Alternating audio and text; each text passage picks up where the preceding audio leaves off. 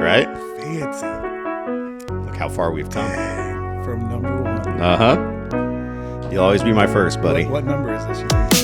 This is, I want to say 36 or 37. Dang, man. Yeah. Good for you. Thank you. Thank you. It is real estate for real. And if you recognize that voice, it's because making his triumphant return Amen. to the podcast is my good friend Adam Bugos, who joined me on the very first episode. Very first. How cool is that, man? I think it's awesome. I've been wanting to get you back on for a while. We had it set up a couple months ago. Mm-hmm.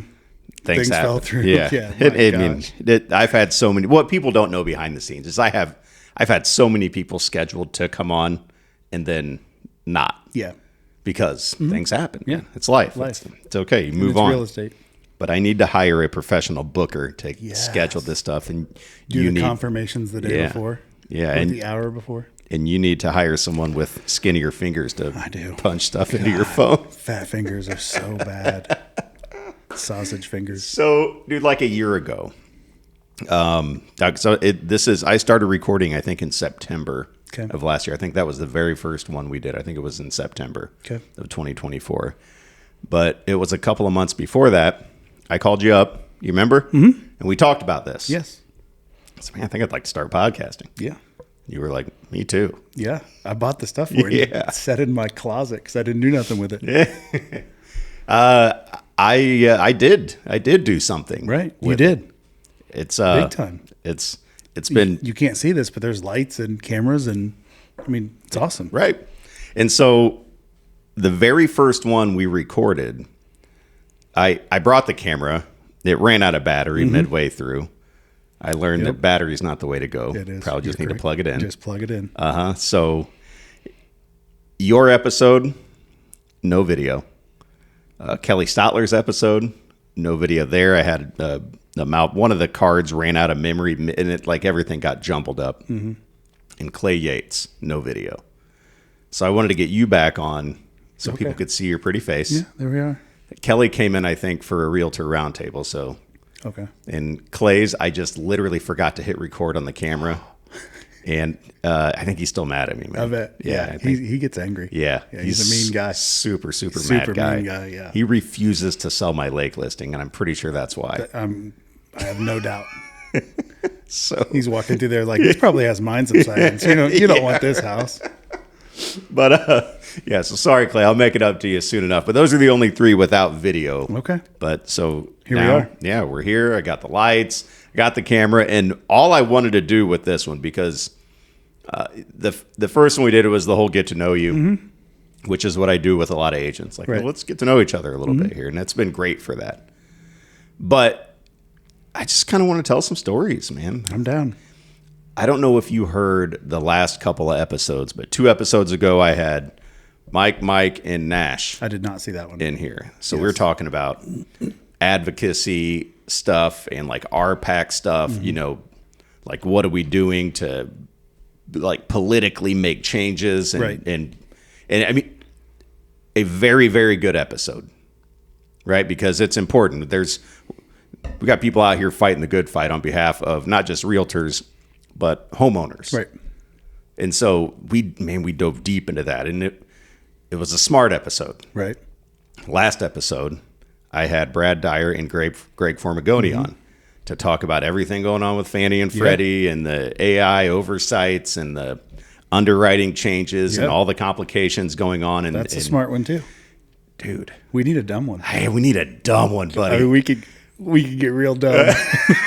So I called you up. I am here for it. Let's just tell some stories, man. Let's lighten up a little bit. I mean, the smart episodes are great. I love learning things, but my brain, after I've had a hell of a week this last week in real estate. So my brain, little fried. I could just use it. So anyhow, how have you been doing though? I'm persevering. Okay.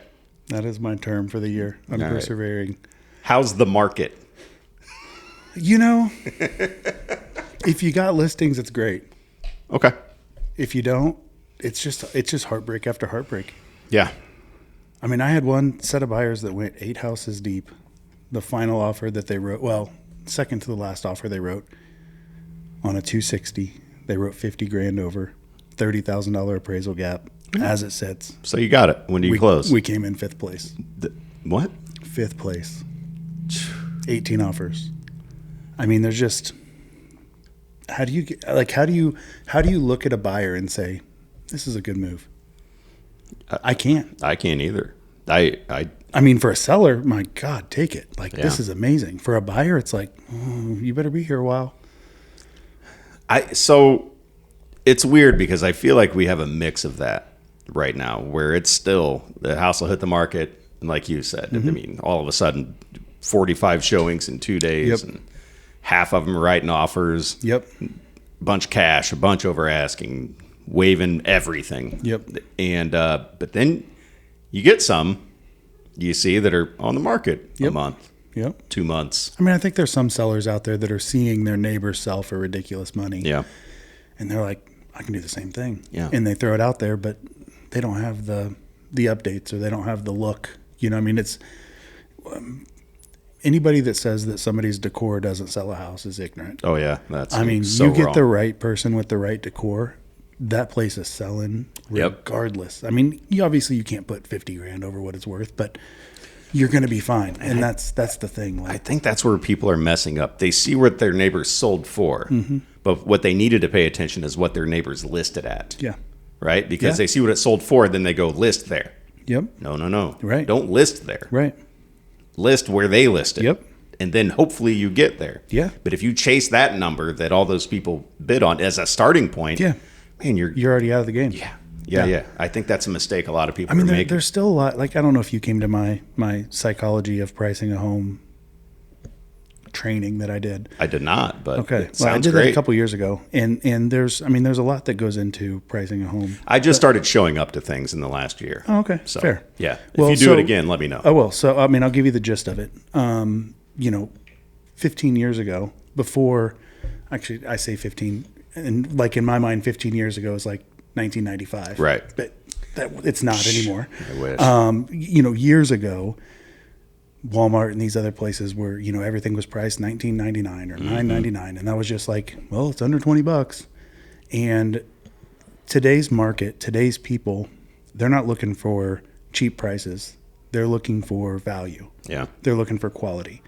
And when you price houses, and I still see people doing it today, and it works great for me, but when you price a house for $199.9 and people are like, here it is, it's $199.9, what they forget about is that the market, the people, the buyers aren't searching with nines. No. They're searching 150 to 200, 200 to 250. Mm-hmm.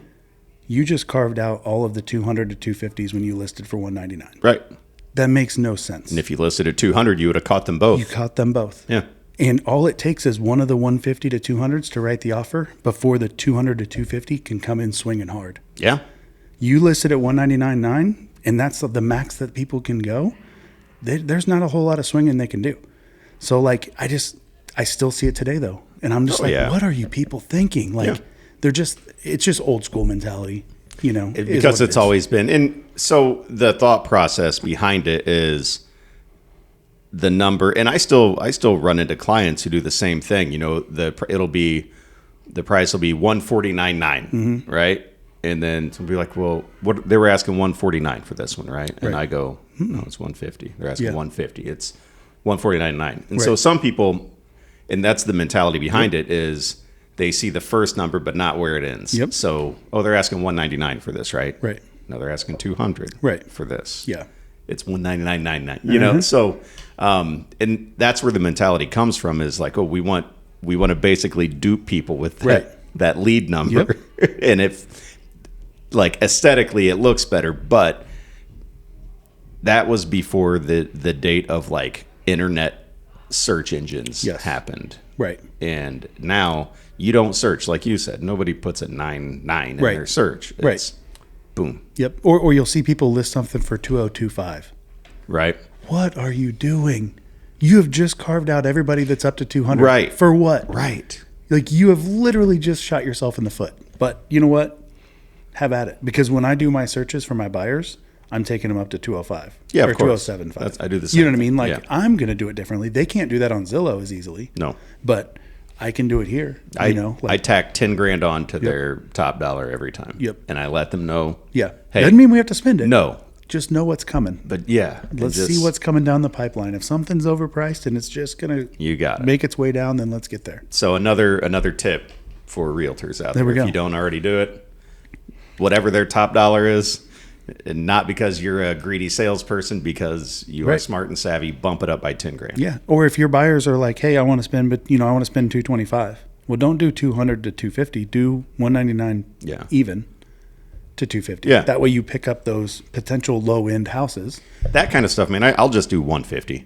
Oh, just You know what I just mean? open it Yeah. up. Realistically, in this market, you can. Yeah. Because it's not going to be white noise. If you did that 5 years ago and you spread it 100,000, Yeah. span for houses, my God, you're going to be just so mind blown of all the houses. It'd be white noise. And my thought, and you're right. My thought behind that is, okay, if you tell me we want to spend 200 to 300, and then that's where I set your parameters, 200 to 310, right? Right. And one hits for 190, Right. and you don't get it from me Yeah. because let's be realistic. Our buyers are not just waiting for us to send them. They're spending all day scrolling on Zillow and Yeah. Realtor and Homes, Facebook and everything else, Facebook, and so they see one for 190 that's perfect. Yeah. And they go, hey, Yeah. about this one. Mm-hmm. And then they tell people later, well, my realtor didn't even find mine. Right. I all the found time. Yeah. Right? No question. it. Right? Well, Yeah. you told me Yeah. 2 to 3. Mm-hmm. So that's where I was looking. Yep. So you know what? 150 to 310. That's where we're at. I'm not missing those. Yeah. Until the market turns and you start having an insane amount of listings, Right? you have to do that. And You that's the have to. thing. Like so many realtors out there. I'm just going to tell all my secrets today. Hey, man, we're here. That's yeah. rising tide. So many realtors right now, you get somebody that says, hey, I want 3 beds, 2 baths, a fence, a 2-car garage and all of this. You can put all those parameters into a house. Yeah, but don't. But you just limited how many houses that you're going to show them. Yeah. And if you're looking for Chatham schools and you're looking for a unicorn, they ain't getting no emails from you No. because nothing's listing. Right. But if you open up that search a little bit, doesn't mean you have to put them in a different area, but maybe don't add the fence, because the thing is, maybe there's $100 worth of fencing that needs put up and it's not fully fenced right now, Right. but it could be really easily. Like, just let the buyers eat, And maybe the listing agent, by accident, forgot to click the fence button. Oh, yes. Right? Like that's you have to factor that stuff in too. Some listings don't get loaded correctly. Right. There might be something missing. So if that's another parameter that you're putting on there that is a, deal breaker. Right. And you miss a perfect one. So I always tell my buyers, listen, we need to broaden this up as much as we can. We're not being very dumb right now. No. We were going to do a dumb episode. Well, it's You know what just came across my phone? what? Ozzy Osbourne just died. You're kidding me. No. Dude. How crazy is that? He just did a concert like 3 days ago. Yeah. Oh my God, man. That's Crazy. breaking news. Breaking news. There That's we go. really sad, man. Yeah. I mean, and all things considered, it's a hell of a run, dude. He Dude, probably did. dude had a good life. Yeah. I mean, my Oof. God. Okay. Yeah. Well, Anyways, I, breaking news. right. Okay. All right. Well, let's shake that off and get into this. So what I wanted to do was to tell some stories, and I had Okay. sent you over a text Yeah. when we first talked. Like, here's some ideas. Yeah. And then Cindy Grady, our friend Cindy Grady, is also said, we She's need to got do some crazy we need ones. to do a roundtable where we have realtors just telling funny stories. Oh, yeah. And just a room full of realtors, and Yeah. they can take turns coming to the microphone and Oh, telling yeah. stories. And I was like, I love it. Let's do it. I'm down. So everybody listening out there, if you've got some funny stories, you don't have to sit down and give me a full hour. But if you want to jump in on an episode and tell a quick, 5 to 10 minute funny story, I want to put that together. I think it's a great idea. I'm in. All right. So one of the things I had written down, and this is one, it's a closing that you didn't think could possibly happen, but did. Okay. Do you have a story that fits that? Do you want me to tell you mine while you think about it? I do. All right. So some friends of ours who had lifelong renters always wanted to buy a house. And we've known them for a while. Our boys, our oldest boy and one of their boys is the same exact age, and they've known each other since they were like in kindergarten. They played sports together growing up. So we became friends with the parents. And the year was 2023. And that's big Michael Jordan fan, so it worked. Hey, this is your year. So you're doing it this year. It's 2023. We're finding you a house. And she's, oh, that's it. Let's do it. So we're looking, and we find one, and it's in our neighborhood. And the whole thing about it is it was the lending part, right? So it was at the very top of what they were approved for. Mm-hmm. Now, financially, they could swing it. That wasn't the issue, because I always make sure that my buyers can know your payment. Right.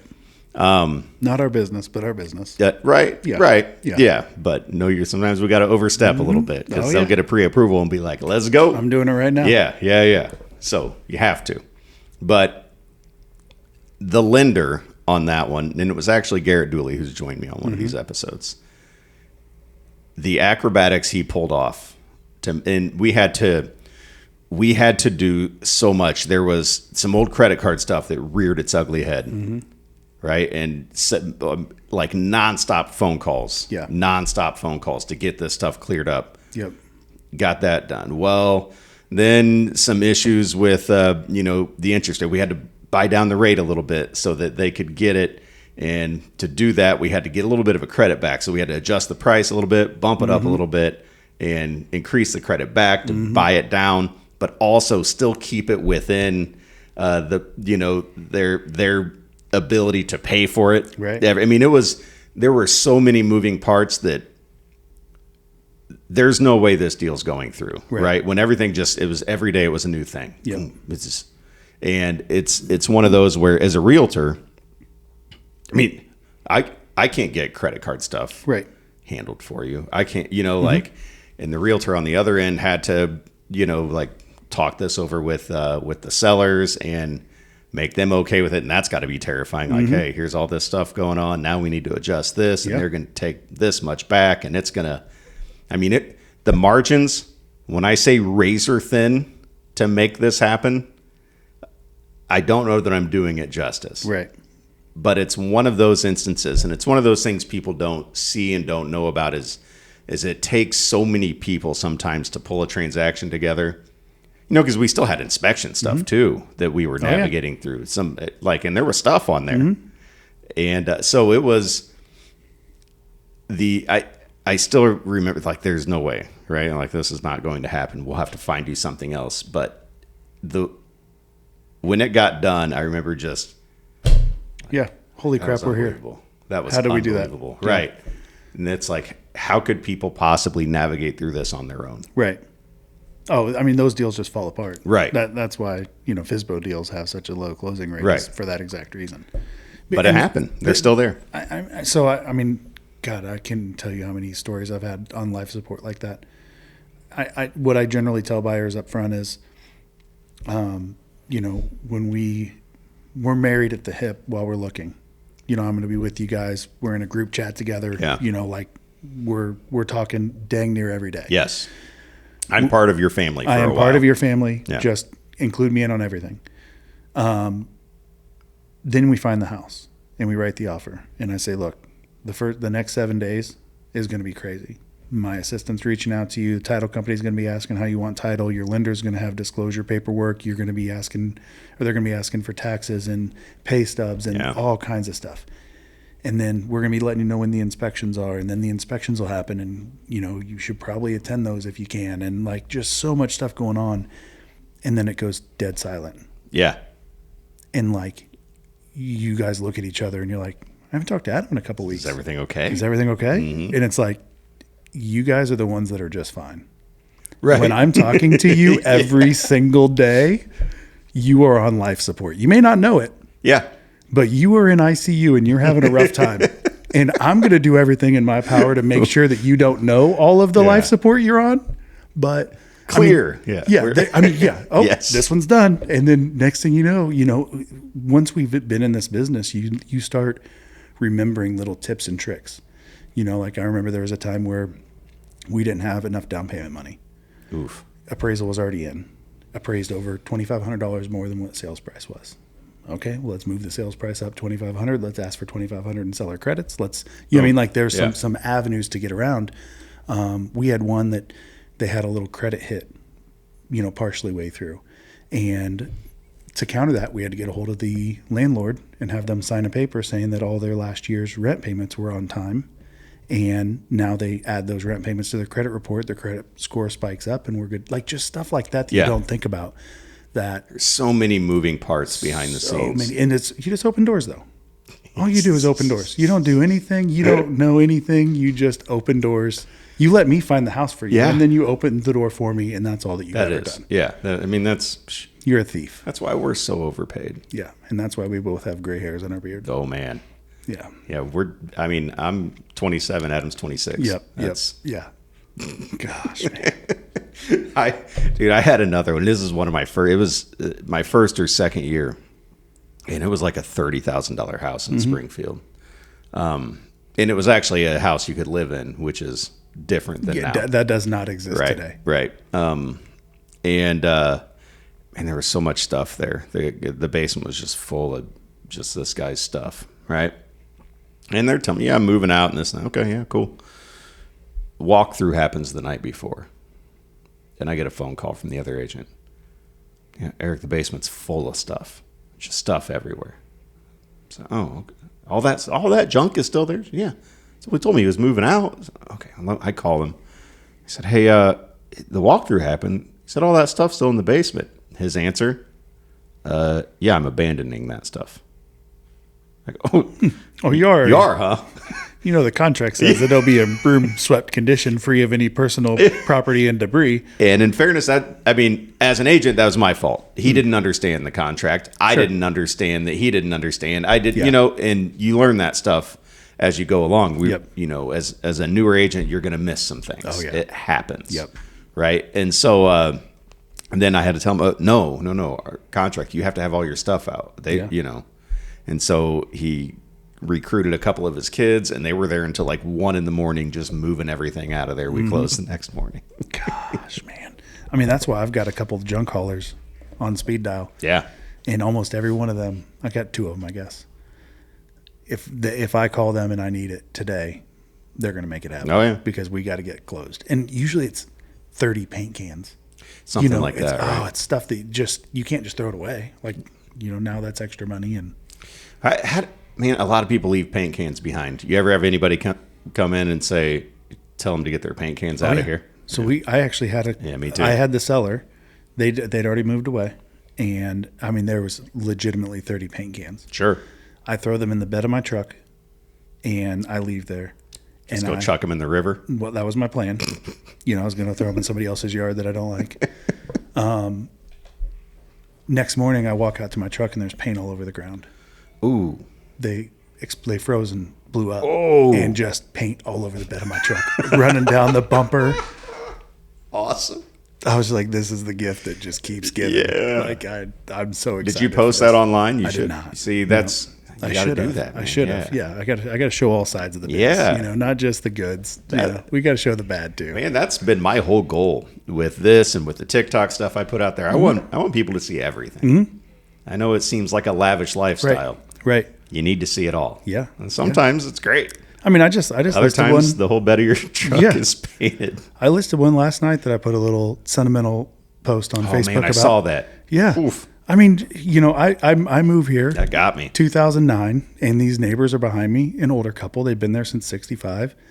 And I mean, I put a garden in, and I mean, they were, no, do this, show that, no, here's this, no, look at these, look how I prune these. And I'm just teaching me all kinds of stuff. And I'm like, I'm not some, I mean, I know a little bit, but my gosh, they were awesome. They were teaching you how to be an adult. Teaching me how to be an adult. Yeah. I didn't know it. But I mean, they took me under their wing, and it dawned on me shortly after moving in that, this is on Glen. So Glen and Dewberry and Chatham. Yep. So my house was the one on the corner. Mm-hmm. And that was a cornfield just a couple years before that. I remember. And I sold a few right over there. Yeah. And, their garden was technically on my property. But I wasn't. Who am I going to go? Like, you've been here for 55 years. I'm going to tell you that your garden isn't. But there was an orange stake in the middle of their garden. There was the property line. I'm like, those tomatoes are mine. I was gonna say, man. Those, yeah, there's like dad tax. You get some of those tomatoes. Yeah. Oh, they definitely loaded me up with whatever I wanted. But now they've both passed away, and the kids call me, and it's like that feels good, like that. Right. That feels good. I mean, it hurts and it feels good. It does. Yeah. I mean, I hated walking back in there. I mean, it was. Neighbors for 6 years. I'm glad I'm there, but I'm also. I mean, I would have been sad if they didn't call me. Right. But at the same time, it's like, man, this one's got some bittersweet to it. You know. No, I do. I had man, get to sad stuff. I had friends of mine from high school, and I've been friends with them both forever, and they grew up and got married, but the wife's mom passed away, and this is a few years back, and I got a call and said, my mom always loved you, so we want you to sell her house. Yeah, thank so, you. Yeah, right. Like, what do you? But it was still kind of a. Oh yeah. Yeah. But I mean, those stories are like, for me, I've got friends in this business that they love the $1 million homes, and don't get me wrong, I'll take them. Yeah. But for me, that's not the ones that fill my gas tank. That's not the ones that get me up in the morning and be like, you know what, I'm gonna kill it today. Yeah. It's these deals. It's the ones that have some emotion tied to them, which is where you get a lot of first-time home buyers, a lot of second-time home buyers, a lot of situations that aren't necessarily happy, where you've got a divorcing situation, or you've got some badass single mom who's been busting her butt for 2 or 3 years to get to where she's at, and she's finally buying a house. Dude, I've got a story. That's where it's at right there. That I still tell to this day as one of my favorite. It's a feel-good transaction story where literally, so it was something how I've been doing this for a few years, where at the end of the year, I do a Happy New Year post, and I put out I make a collage of every house I sold the year before, and I put it out there. Thank all the people that hired me. Right. Happy New Year to everybody, moving on, and I write up a little something. Well, screw you that didn't use me, pretty much. Yeah. Thank you. If you didn't use me, you probably picked somebody else over me. Right. Yeah. You suck. Yeah, you probably should have. I'm pretty good at this. But I get a message on Facebook from. See, I always call people from a girl. It's from a lady. She's a woman. Obviously she's a girl. Right. Yeah. But that's she's 40 years old, but she's a girl. Yeah. So, and she's like, I have a house in Springfield. I've been trying to sell forever, and I can't sell it. I really want to move. Can you help me? I saw your post. That was it. I'd never met this girl. Yeah, so I go and meet her at her house, and so it had been listed by somebody else, and it was on the market for like a year and didn't sell. It was a bit of an older house in Springfield. Now, it was cute, right? It was decorated cute. Right. There were some good features, except it had like a huge dip. Once you hit the kitchen, it sunk.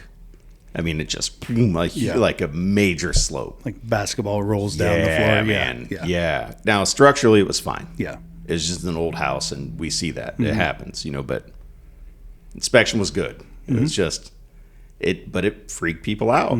They'd walk in, I like it, but no, I don't like that floor. Right. And so that was their whole issue.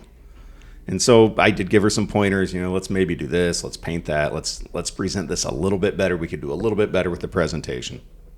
And let's get it on the market, and let's find you something new. This is a single mom with 2 boys. She's a waitress. That's her job, right? So she worked crazy, nonstop, always working, just supporting her boys, waiting tables, owned a little, and so we get it under contract. And it was a bit of an ordeal. It was an FHA, I think, buyer. There was peeling paint on a shed out back. So we had to find people. It was a whole thing. But we ended up getting her a 3-bed, 2-bath ranch in Rochester, right? And we got her a good deal on it. It needed a little bit of work, the kind. But she had some family members who were good at stuff, and she was able to get her boys at a young age into the Rochester school district, which is, people want to be in that school district. And as a single mom waiting tables, able to buy herself a ranch in Rochester, doing that. And when I tell you, like, at closing, when it's just like tears Yeah. of joy of somebody, and just to be there for that. Yeah. And it's a story I still get to tell to this day. Oh, yeah. Like that was that was so impactful on Right. me to see, because that was also kind of early in my career, but it was to see like, oh man, this is just life changing. Right. Right. Yeah. So one of my favorite feel good stories of all time is that. And then I've got another one that I'm going through right now that I'll tell you about if you got one you want to throw in here No, too. no, I've have been it, please. talking for like 15 I don't care. minutes. Go. Okay. All right. I'll talk more. So I'm on Facebook, this lender guy that I'm kind of buddies with on Facebook, and he works at a mortgage company. And I think he resides in, I don't know, Bloomington or something like that. But he does some business around here, and I've worked with him a few times, and I can vouch. He's a good lender. Like, he hustles. And I see him just post on Facebook. Do I have any realtor friends who like work in the, what was it, like Kincaid or Girard area? Well, right now. I shoot him a text. Hey, man, I'll sell those areas. What do you got? He's like, he goes, I'll send him to you. He's like, young kid. It's not a real expensive sale. It's like, 110 pre-approval, but he's solid. Just if you want it. It's like, yeah, man, of course, I'll take care of him. He's like, he just needs some guidance. He's young. So then I call this guy, I call the lender. I said, tell me about him. He's like, he's 20 years old. He works at a local fast food place. He was able to, while living with his mom, save $15,000. And his mom made some good decisions, like put him on some like credit cards with her, like, and timely. I'm going to meet his mom one day and shake this lady's hand because that's legit. Great job. Yep. And then he went and got himself a car. It's making his payments. Yep. He had his credit score almost up to 800 as a 20-year-old kid. $15,000 for a down payment. Got himself pre-approved for a conventional financing. It's amazing, right? And I know what people do. You can't get anything for $100,000. Well, when you go out, you get further from Springfield. You can. Yeah, we Oh shoot! Speaking of, that deal's not falling apart. No. But I meant to bring in an earnest check because that agent is here right now to get an earnest check. That's hilarious. And I meant to bring it in to the front office and drop it off, and I forgot. So pause. Yeah, we're gonna have to pause this. Do you know how to pause it? I don't know how to pause it. I don't. Just let it eat, man. Yeah. Just let it eat. You can edit it out later. I can just. I know what I'll do. I'm just gonna. Everybody, hang tight. I'll edit all this out later. Cool. Mm-hmm. Right. We're gonna clap again. Nah. I'll sync all this up later. This is so funny, man. And let me tell you what makes it funny. This is the very first podcast number 1. Mm-hmm. We recorded in your building. Yeah. And the echo. The wicked echo. God, dude. The way the room was set up, my voice is big. Yeah. And we're looking at each other. Yeah. And I'm talking, and it's bouncing off all the walls and coming through your mic. Yep. So the editing process for that episode. Yeah. Because you can hear it a little bit if you listen back. Yeah. In spots, but I had to go through. Didn't you have to manually cut Dude, I had to separate the audio, your mic, my mic. Yeah. And then go to all the audio from your mic and cut me talking out of it. So as long as I was talking and you weren't, I was able to cut it. It still took forever. But if we were both talking kind of over each other a little bit, it was bouncing all over. I'm going to keep doing that now just so that we, if your voice is still carrying today. So I forgot while telling this story that agent was coming here to pick up the earnest check, and I forgot to drop it off at the front desk. So the bell rang in your head. And well, no, my phone rang, and it was Kathy saying, hey, this agent's here to get that earnest check. So anyhow, the story I was telling. So this young guy, 20 years old, and so we're looking outside of here. He's like, I just want to be like within 40 minutes of Springfield. Mm-hmm. We find a house in Mount Pulaski. You ever been to Mount Pulaski? Mm-hmm. Charming little community. It's not a bad little town. Not at all. Yeah. It's like 100 40-year-old house or something for $100,000. And we went and checked it out. And when I tell you that this is a solid house, it is owned by the same people for the last 60 years, and they take wonderful care of it. Like, in the first house we saw, he's like, man, I love this house. Mm-hmm. It's like, I feel like I should look at more, but I don't want to. I think I just want this one, mm-hmm. you know? And I'm like, listen, this happens sometimes. Yes. It does. Not often, but it does. Yep. So if you want it, man, let's take a swing. Took a swing, got it. That's fun. He's so excited. Right. He's so excited. Just jump straight to home ownership.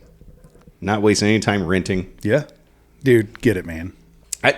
So when you say young people can't buy houses, all right, it's region kind of specific, right? I know some places, because I posted about it on TikTok, and somebody was like, you can't get a first time, you know. Oh, if you live in LA, right, you're not buying a house till you're in your 40s. Right. Like, that just is what it is. Yeah.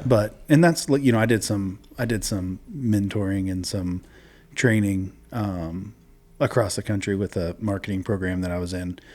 And I would sit down and talk with some of these agents, and they'd be like, how do you sell 100 houses a year? Like, how is that? Like, my office barely sells 100 houses a year. And I'm like, you just got to hustle. And they're like, yeah, you know, I sell 2 or 3 a year, but they're also selling 2.5 million each. Yeah. And I'm just like, yeah, your market is not comparable to my market. No. Because we don't have 2.5s generally. And if we do, it's because it's some monstrosity of a house. Mm-hmm. But we've got a lot of 50s and a lot of 75s and 100s. Yeah. And, you know, I wouldn't even waste my time. Okay. That's fine. I'll take more. Those checks clear too. It's funny because and those people need help too. Yeah, right. I hate that. Amelia's aunt is a realtor in San Francisco. All right, and she averages a couple houses a year.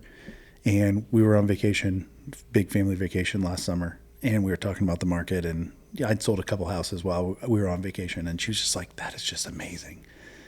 And she's like, "How much were they?" And I was like, "Oh, one was 140, and one was 2 something." And she's like, "Oh."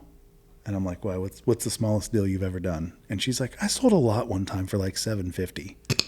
And I'm like, what? She's like, yeah, I mean, there was a shack on it, and it was just a tear down so they could build on it. And I'm like, could you imagine that being the small end of the deals? Yeah. No.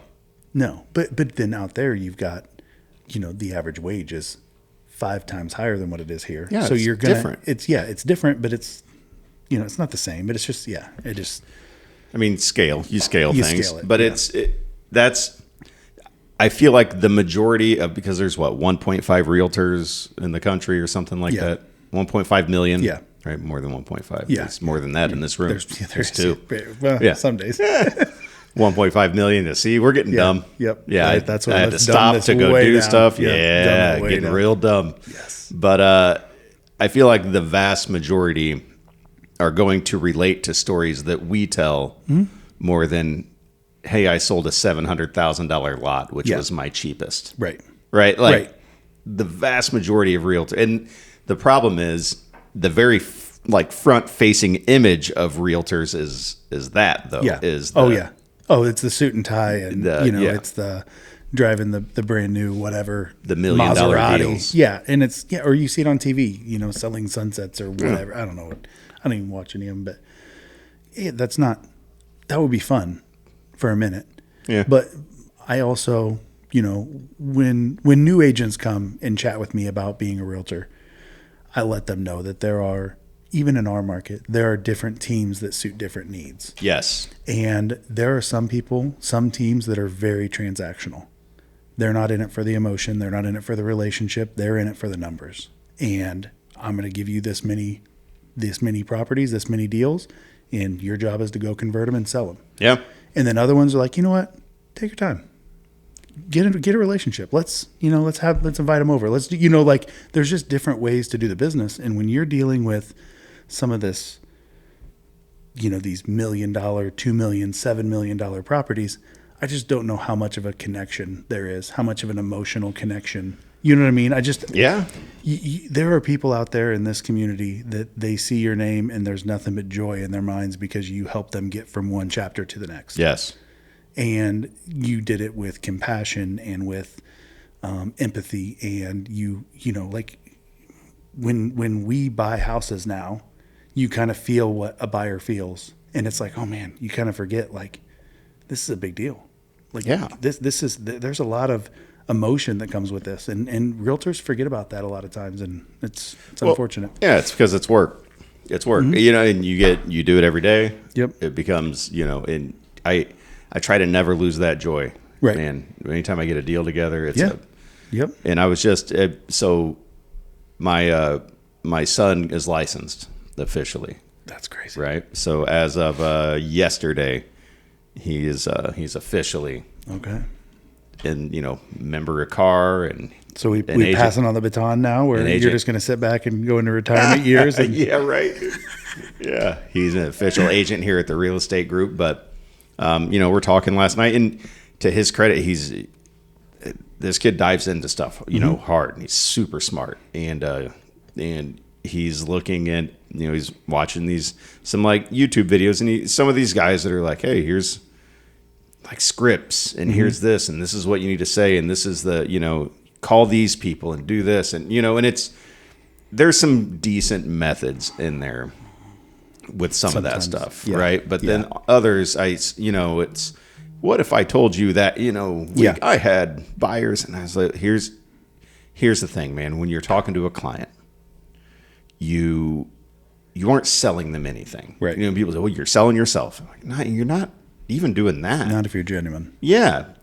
What you need to do is learn about them. Ask them about themselves. Ask them, why are we here? What are we doing? What do you want? You know, like, learn about them. And they need to see you as a person and not as just somebody out to make a sale. And if you go in and just start saying, all right, well, I sell this much, and this is what we're going to do. We're going to list them. We're going to do, you know, and then it's like, it's so impersonal. Yeah.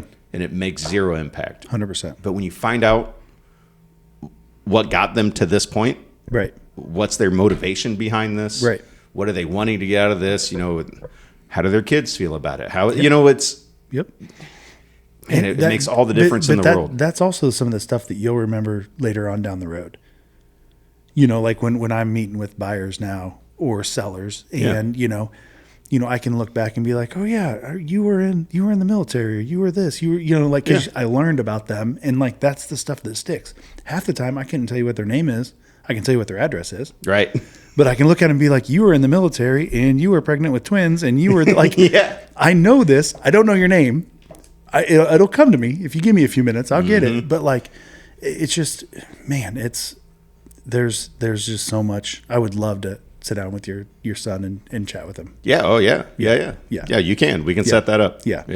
I've got a lot of opinions on, you know, I've done those home buying seminars since 2016 when I started, and Fritz Pfister actually told me that he was the originator in our market of the home buying seminar. Really? Seminars. Yeah.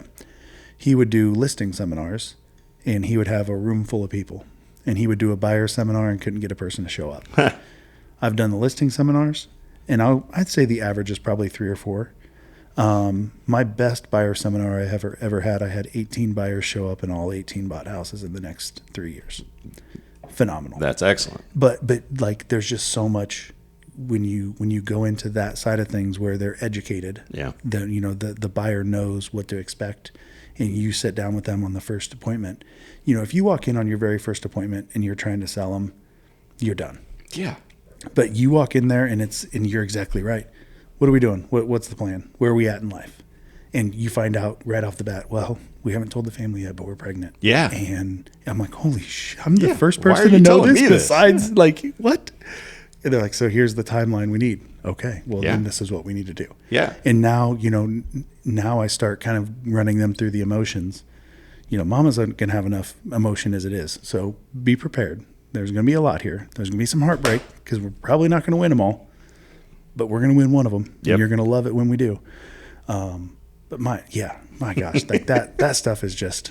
And in fairness, I have gone in too before, and I've, you know, and people don't want to get to know me. Sometimes they just go, how much have you sold? Right. You know, but how are you going to do this? Super analytical. Yeah. Okay, fine. Yep. We can do that too. Yep. You got my credentials, fine. Yeah.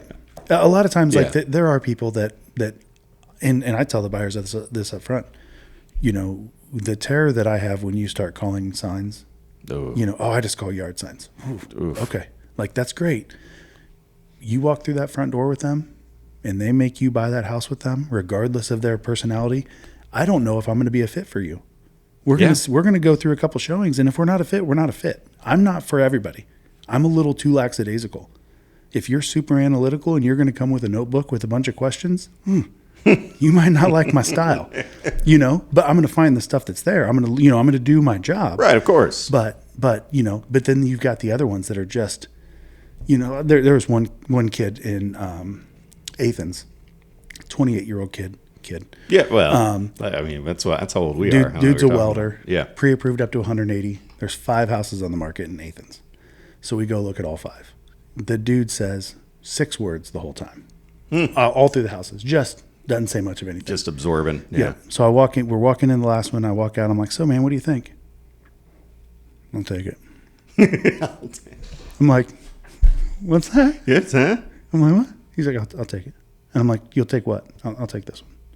And I'm like, do you want to like show your family? You want to bring some friends over? No, I'll see it when I move in.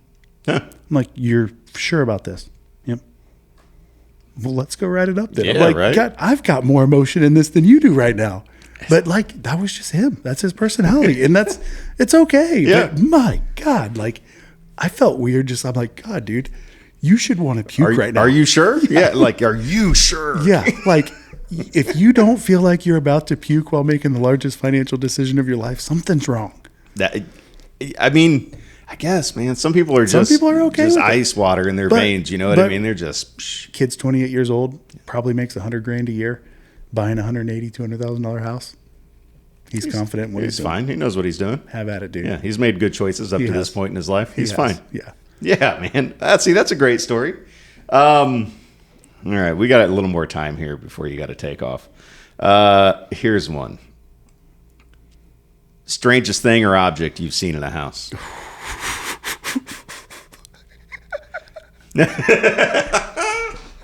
Dude, all right. I'll go first while you think of how to censor yourself. I don't know that I can. I mean, I had if we're going to talk about it, we're going to talk about it. We're going to send it. I had a listing, and it was a rental, and the guy rented it out to college students. All right, but he wanted to sell it, and they were still living there, and it was like anyhow. Anytime I go over for pictures, I'm sure you do it too. I like to make sure the house looks good, so I'm moving stuff around and getting it all ready. And on the mantle above the fireplace is a Santa Claus hat. Well, it ain't Christmas time, so I grab the Santa Claus hat. It's a terrible idea. Pull it off. Terrible idea. There's a toy. A toy on the mantle. Like a kid's toy? Nope. Like a stuffed animal? I would say no. Certainly not. Potentially battery operated, but not for kids. So I'm like, whoa. It's a good move. Yeah. Do you put the cover back on? I think I called the guy and told him, like, hey man, I'm not touching this. You got to have them come get this off of here so I can get pictures, because I'm not moving it. It's weird to have a Santa Claus hat in the pictures in like August. Yeah. So there was that. But we got it taken care of. Never sold that house either. So I had one, I'm pretty sure it was with Kelly Stotler. And they had a bunch of whips and stuff on top of the refrigerator that was left. That was a fun conversation. That one's not by far the best one. I had one in Chatham where I was on the buyer side of FSBO. And thank God I wasn't there when they found it. But when Mom came over to help clean the day of closing, they opened up the the bathroom vanity, and there was a torso in there. Oh. A full rubber. Oh. Yeah. The full shebang. I mean, mid thighs to neck. And she sets it on the counter and sends a picture to me and says, "You think he wants this back?" That dude's gonna crawl under a rock when he realizes at some point that he left that. Oh, Yeah, because at some point he's going to be sitting there eating his cereal in the morning and be like, boom. Oh God, I left that thing. Yeah. Whoops. Yeah. I mean, you're not going to tell the movers to grab it. So that's going to be one you want to grab on your own. Yep. I mean, there's been, I don't know. I've got another one along those lines. Okay. You first, then I'll go. All right. So I'm showing, I don't know if I've told you this before, but my dad's side of the family, a lot of them are like Pentecostal. Okay. And, with like jean skirts and stuff. Yeah. And so I went to that church for a little bit growing up, but I still got a lot of ties there. And I've gotten, I've helped quite a few people from that community buy and sell. Sure. And I was helping this older couple, like older, like Pentecostal couple. Yes. Buy a new house. Oh God. Right. Oh God. And, so we walk into this house and up on the wall is a painting of two gentlemen. Oh. And it is vivid. It leaves zero to the imagination, we'll say. It is vivid. And I didn't see it first. They did. Oh. And they were like, how did that go? Thankfully, what you might think that was, they ended up buying that house. Shut the front door. I swear to you. But it's because they have a good sense of humor. Oh. And I so thought it'd they go were the other laughing, way. and not only that, like everywhere we went, because they're an older couple. Both sets of their kids were there, who I'm like close with too, and like their spouses, and so there was like a party of 9 everywhere we went, right?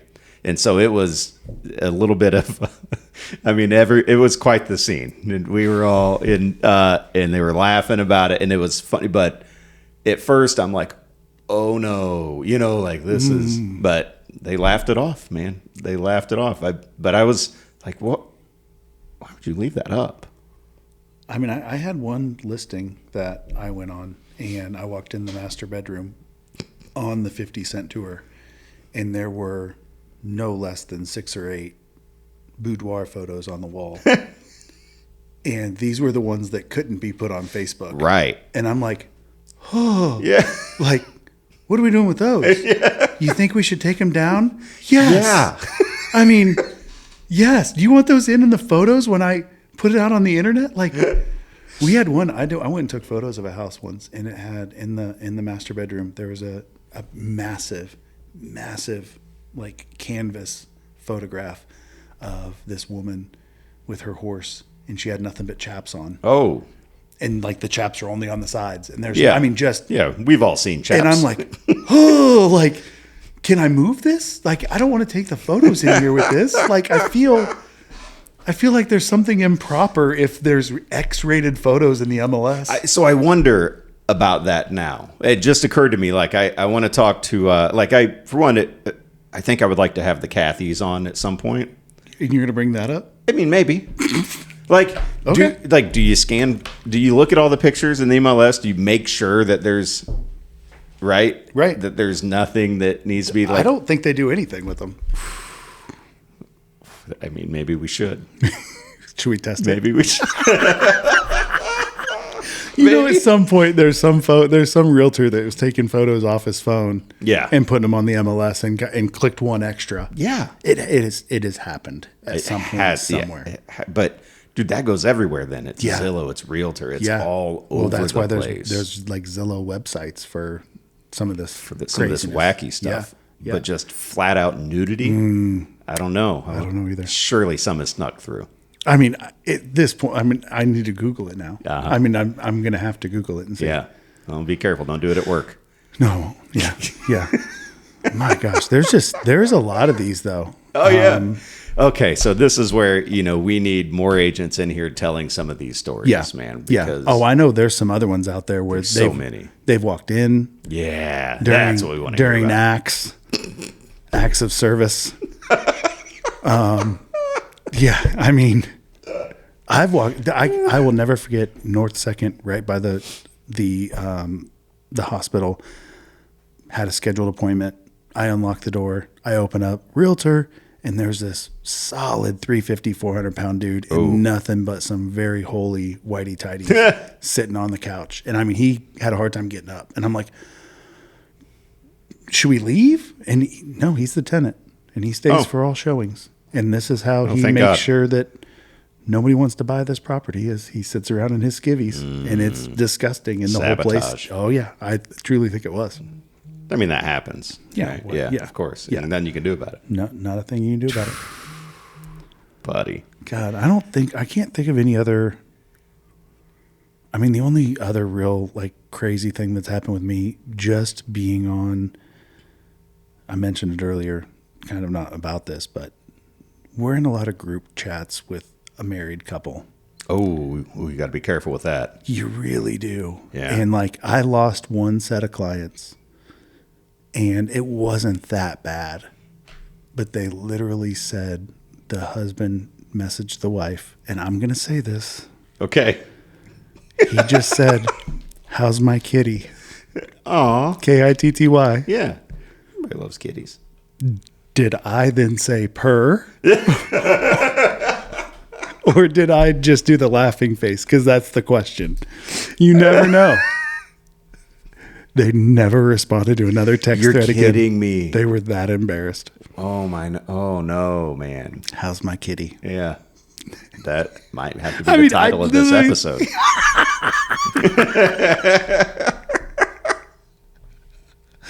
But I mean, I've had, so like, it's funny because there's a lot of times where, there'll be are we having tuna for dinner tonight? We sure are, Schnookums. Yeah, and it's yeah. And I'm like, all right, I'll be over. And they're like, oh my God, I'm so sorry. And I'm like, guys, you have no idea. Like, this is the cleanest kind of text message I can get. You send these on accident all the time. Yes. I get great joy out of that. Yeah, people need to. I freak out every time I see, because we're always on text threads with couples. I mean, that's how it works. And then when I get something that's just like and it's not anything inappropriate, right? Just not meant for you. Yeah. Hey, did you pick up something from the store? Hey, you got to get Sally today. And I'm just like, I just respond, say, hey, I'm here, just so you guys know. Oh, you know what I mean? I don't. Dude. No, I usually you're inviting trouble. I dive right into it. Love you, baby. Oh, I love you guys too. Yeah. Like, sorry, that was for my husband. I still love you guys, just so you know. Like I can pick her up if she needs a ride. If you guys are busy. Whatever you need. I am the all-service realtor. I know where you live. Right. Dude. I mean, we're past your time limit, so I don't want to make you late for whatever you got going on. I mean, we got a few more things, but I can save these. Okay. I can save these. I appreciate it. You can answer real quick, though. What's the longest time it ever took to find a single house for a client? We're several years in on a couple of them. What's several? I'd say 3 years. Okay. 3 years. And then that's if they don't give up entirely. Right. But I mean, yeah, I've definitely had some. I've got one that closes. Oh no, it just closed last week, and I bought them early on in the conversations. It just came up that he liked Scotch and she liked Tuscany wine from Cooperstock. So I got him a bottle of Scotch. The Scotch was like $200, $175, $200, whatever at Benny's. And they're looking for a $400,000 house. I can justify that. Sure. So I stopped, get him a bottle of Scotch, get her a bottle of wine, set it on the bar downstairs, and it sat there for 2.5 years. That same bottle of Scotch is now $79. Not nearly as cool anymore, just because it's lost its luster. Right. But they finally bought. Did they? Yep. Several years in. Did you down those bottles yourself then afterwards? Nope. I handed them to them, and I said, well, these are a little older, a little more aged than what they were before, but either way, I appreciate it. Yeah. I had 2 different clients, 4 years of looking. Wow. Semi-frequently. Right. But enough. I mean, all you do is open doors. Yeah. That's it. It doesn't matter how many doors or that it took you 4 years to open doors, but I've got another couple who I still show houses to, that I've been showing houses to my entire career, and they haven't bought anything. They still fun to hang out with, though. Yeah, they're cool. Yeah, I mean that's the difference, right there. And they're not dragging me through. It's not like it's not like one night a week I'm going through a bunch of houses. It's once every few months. They'll be like, "Hey, can we check this out?" Absolutely. Yeah, man, let's do it. Yeah, absolutely. But yeah, thanks for thinking of me again. Going on 12 years. That's where it's at. Jeez. One of these days, it'll happen. I hope it's $1 million house. It's not going to be. No, it's not. All right, man. I'll let you get out of here. All right. That was fun.